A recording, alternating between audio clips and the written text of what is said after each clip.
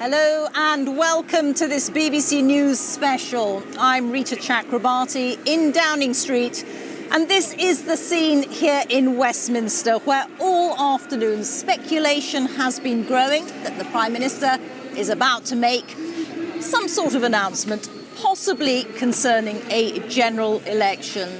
Earlier, our political editor Chris Mason observed that he was seeing behaviour from the likes of the civil service that you, quote, would only expect on the day that an election is called. And he...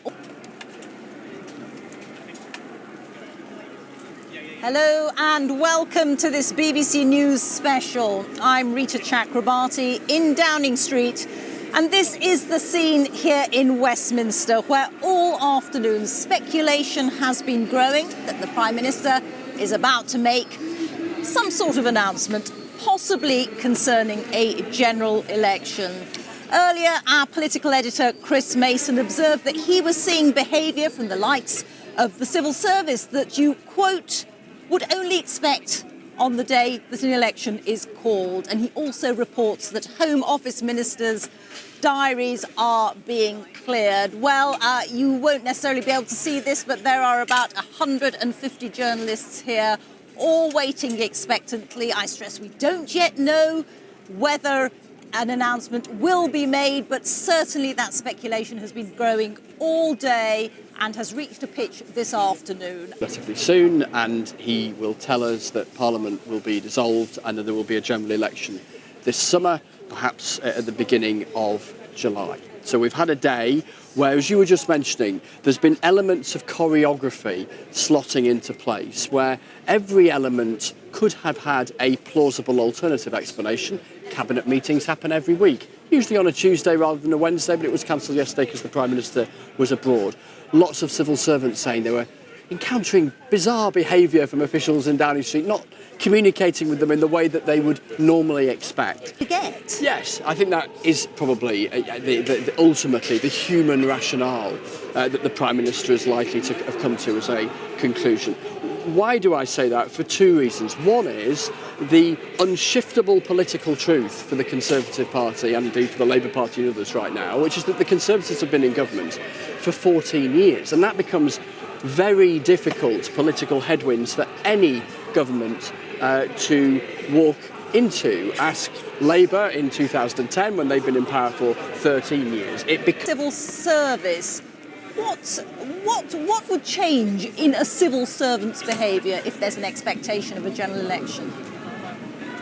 Well, of course, the civil service has to be very careful when they actually get into an election campaign to make sure that nothing they do can be perceived as working on behalf of the government at that point in order to promote the government's interests, because government MPs just become candidates for election at that point. But I think what Chris will have been referring to is examples of meetings being cancelled. And now report that there will be a lectern out here, probably in Downing Street, out in the street. Could it be something else? We don't absolutely know what it is. Could it be a different announcement? I think it would be shocking at this stage if it were. I suppose there are maybe a handful of things that it could be. But I think the moment that you saw earlier today that the Foreign Secretary was being called back from his trip and that the Defence Secretary was being asked to delay his foreign travel, the moment you saw those two things, it began to crystallise that this was clearly what was going to happen. And then it really became, is the Prime Minister going to come out and call a general election for July the 4th? Is about an early general election actually originated from Labour itself, where you've got election chiefs, basically warning shadow cabinet members, it could come at any point. You need to be ready. So, I think Labour wanted the election to be sooner rather than later. So if it does turn out it's on Thursday, the 4th of July, there will be a feeling of delight. Time might have slipped. Sonia, you were talking... in fact, I'm being told... It's very febrile here. I was being told that a lectern was coming out, but it's a PA system. Sorry about that. These things will happen. Sonia, you were talking about Labour wanting to fight on public services, but this will now be a moment of truth for Labour, won't it?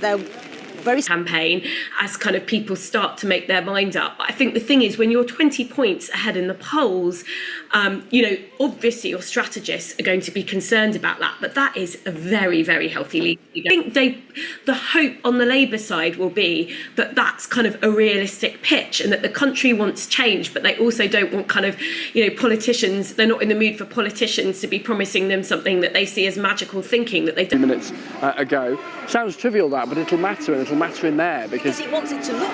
Yeah, because this is a moment where you're talking to the archive as a Prime Minister. In other words, it's something that gets played over and over again. It's a chapter in your own story, if you like, as an election campaign, where the power will depart this street. This street is all about power. It's about where power resides, and it resides in the hands of the electorate to make a profound decision about how we're governed for up to the next 5 years. And we're just moments away from that official starting gun being fired. So, Chris, you've stood here in Downing Street so many times over the last few years. For so long, people defining themselves so often as Leavers or Remainers rather than via any other badge of political affiliation. And then that moment of nearly 5 years ago, with Boris Johnson securing that very significant majority, where all of the talk then was an expectation that he had the opportunity potentially to govern for up to 10 years. The thought that with the people will decide, and campaigns can make a difference. Just ask Theresa May. She thought, back in 2017, that she took a look at the opinion polls, thought a sizable majority would be useful in trying to deliver Brexit.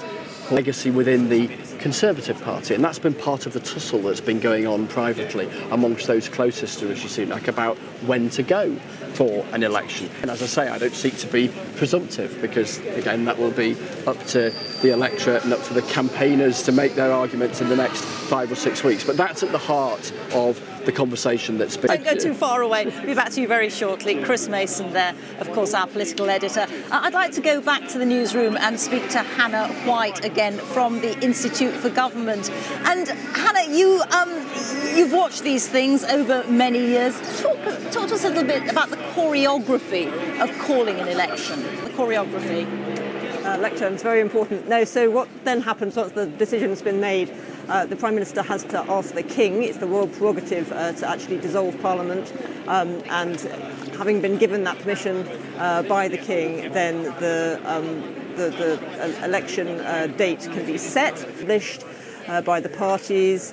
It's a bit variable. Often the opposition will try to go first with their manifesto to steal a bit of the limelight from the government, but again, that's very much up to them.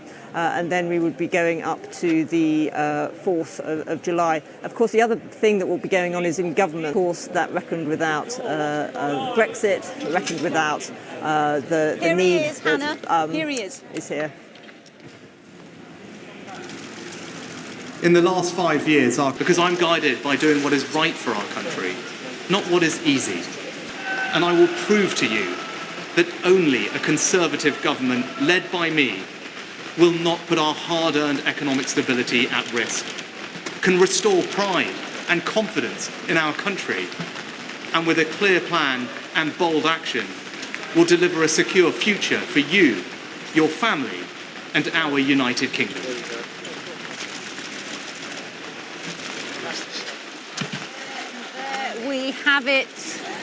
There we have it. The statement from the Prime Minister that everybody has been waiting for, made, as you saw, in the pouring rain.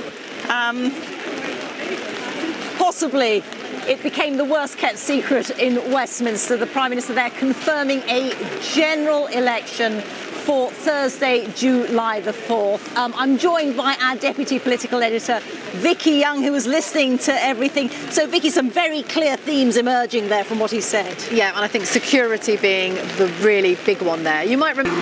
Is being weaponised by hostile states to threaten the integrity of our borders. And these uncertain times call for a clear plan and bold action to chart a course to a secure future. Today, I spoke with His Majesty the King to request the dissolution of Parliament. The King has granted this request and we will have a general election on the 4th of July. That went on here. The cabinet now leaving here, just as you can see. I don't know if you can see those pictures there.